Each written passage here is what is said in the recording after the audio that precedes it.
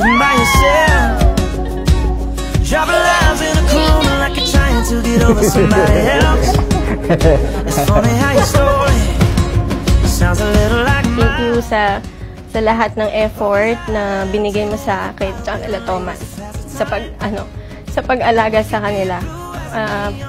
Alam kong masaya kayo para sa akin, sa amin ni Max, na nagawa namin to, na matagal kami naghintay na makapagpakasal.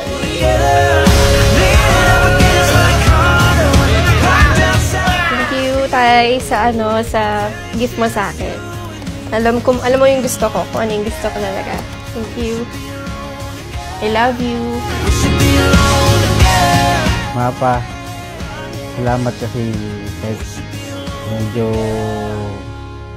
may mga hindi kayo nagustuhan, andito pa rin kayo, nakasuporta. Yun, salamat. We were as one, babe, for a moment in time. The invitation of Jesus in the gospel today, which will be very fruitful in your relationship, is to have repentance, looking forward, working together, sorting out, upang you will come to a new kind of existence, bagong buhay na hindi na babalik dun sa pagkakasal. Our love will never die. Happy, do you take Max your present to be your lawful husband according to the right of our Holy Mother the Church? Yes, Father. Do you give yourself to him as his wife? Yes, Father. Do you accept him as your lawful husband? Yes, Father. Time can't erase a feeling this strong. No way you're ever gonna shake me. Ooh, darling, you'll always be my baby.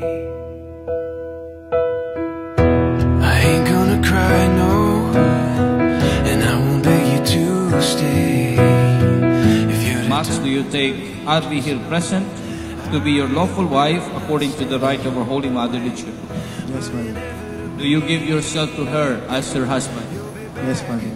Arvi and Jalro Max, that you will grow in love in marriage. Never end, no. You'll always be a part of me. I'm part of you indefinitely. Oh, don't you know you can't escape me?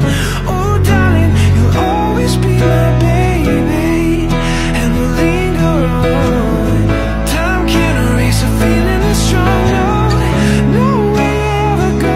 Madami na tayo na pagdaanan, pero alam ko mas madami pa tayo dadaanan.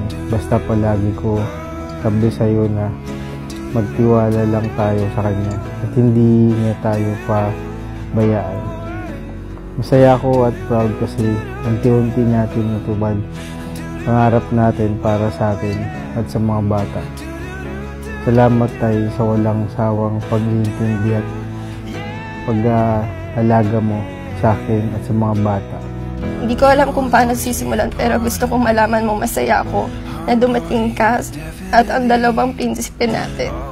Asahan mo magandang buhay ang ibibigay ko sa inyong tatlo. Hindi ko akalain na makakaya natin ang lahat ng ito. Mahal kita, Nay, at ang mga bata. Love, Tatay. No way you're ever gonna shake me. Oh, darling, you'll always be my baby.